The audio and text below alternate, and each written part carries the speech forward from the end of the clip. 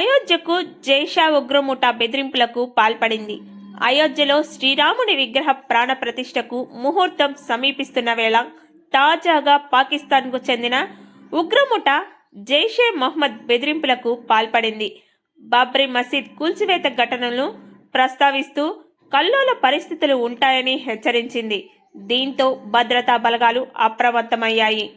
అయోధ్యలో high alert ప్రకటించారు.